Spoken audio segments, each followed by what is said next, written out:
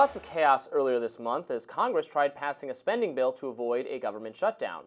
Buried in the first draft of the 1,000-page bill was long-term health care funding for 9/11 victims and first responders who have lingering health consequences. Now, after President-elect Donald Trump and Elon Musk spearheaded an effort to trim the giant, bloated bill, that funding did not make it into the final version.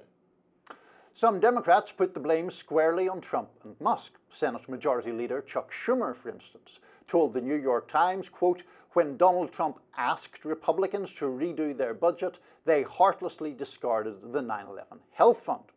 New York Congressman Jerry Nadler also jumped in, telling the Times that, quote, "the survivors who have enough problems don't want to have to roam the halls of Congress every year." Trump's incoming press secretary, Caroline Leavitt, told the Times that Trump does look forward to working with the new Congress to ensure 9/11 first responders do get the care they need. You may recall that Daily Show host Jon Stewart was a huge advocate for giving 9/11 first responders more benefits. Here he is in 2019 appealing to Congress. There is not a person here, there is not an empty chair on that stage that didn't tweet out, "Never forget the heroes of 9/11. Never forget their bravery. Never forget what they did, what they gave to this country." Well, here they are. Your indifference cost these men and women their most valuable commodity: time.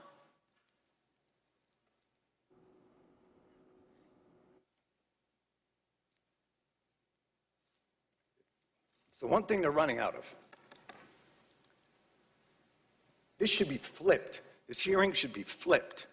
These men and women should be up on that stage, and Congress should be down here answering their questions. That health fund is still alive until at least 2027. And sounds like something that Trump's people have said they will be interested in taking up, but it is not in this current funding bill. It's not, and I think I'm probably going to have a more vigorous reaction to it than perhaps you might, coming from a different perspective. To me, what this story really is about is the dangers in taking on board the kind of sloganeering elements of, sorry, just a little background noise there, sloganeering elements of the Elon Musk idea that you must cut government massively. He wants $2 trillion cut. When the initial package that did include this funding was proposed, he described the bill as criminal. He said anyone who voted for it should be voted out of office.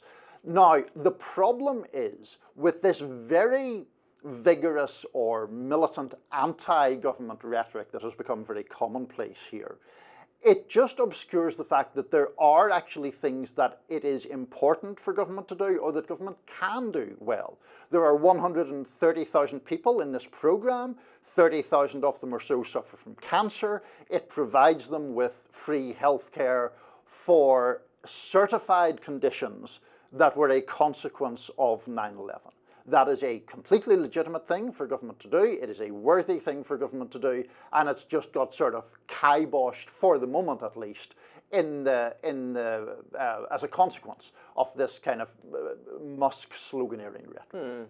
Yeah, we do disagree a little bit, although I would say I don't know the details of this specific policy, inside and out. Maybe this is a very valid use of public funds. Maybe this is narrowly tailored to address the needs of a very sympathetic group of people who sacrificed for us, for the country, on a day of great need, and we should be doing more for them. I'm totally open to that argument. I certainly hope the Trump administration does revisit this issue, and if appropriate, authorize additional funding or authorize it till the end of time. There are some things the government needs to spend money on, sure. I will say, and this might be not well received, but I don't like being emotionally blackmailed by Jon Stewart or anyone else into just we pound our fists on the desk and scream 9/11 to do more government spending. We have to be thoughtful. We have to decide whether this program works. I remember interviewing Senator Rand Paul on the show previously when he has objected. I don't know if it was specifically to funding for this. I think it was for some other health-related military consequences for people, and he said that he worries that these programs get flooded by people who should not actually qualify and creates lawsuits and that sort of thing.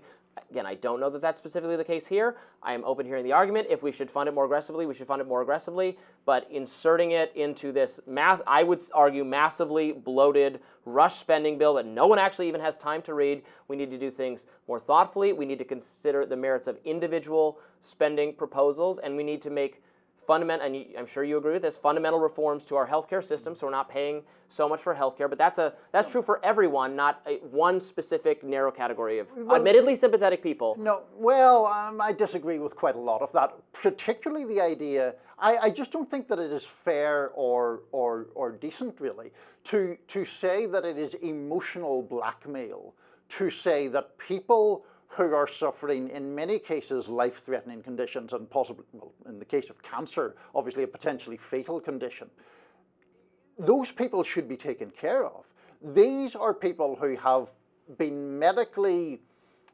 verified as suffering the most severe health consequences possible for their service to this country on one of the bleakest days in this country's history.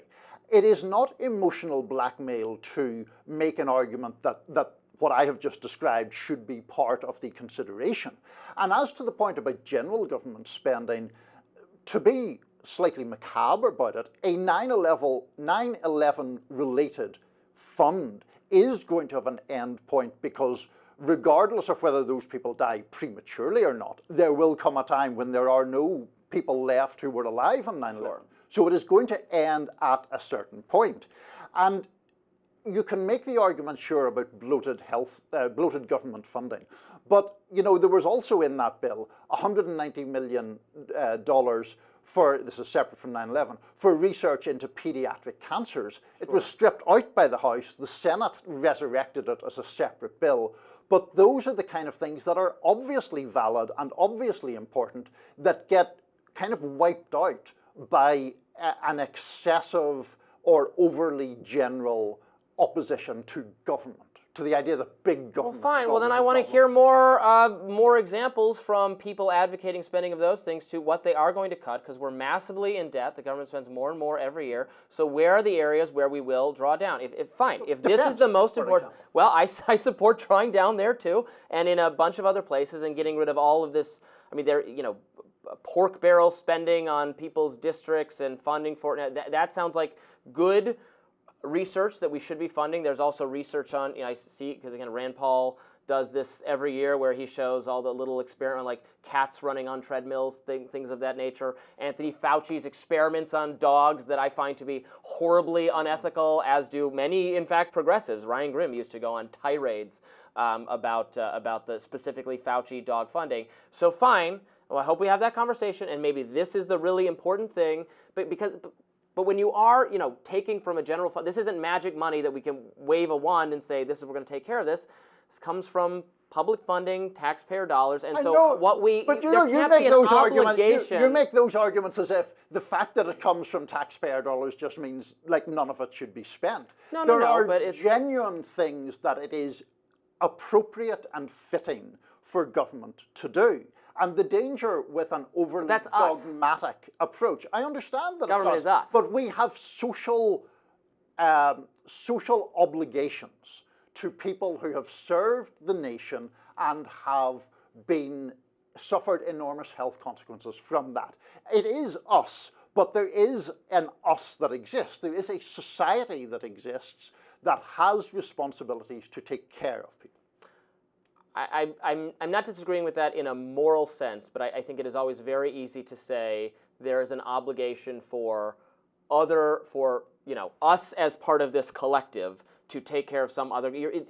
You can be incautious with other people's money. We're paying it as taxpayers too, but it's diffused across a lot of people, and say there's some obligation to do that when there's a finite pool of resources. Right. That's the task of government, is determining how to allocate this finite pool of resources and get the most value out of it. And maybe this is a good, again, I'm not specifically inveighing against it, but it needs to be approached thoughtfully like anything else, and not just, I really don't like the how dare you can't even think about this attitude from the 9/11 hit the table people.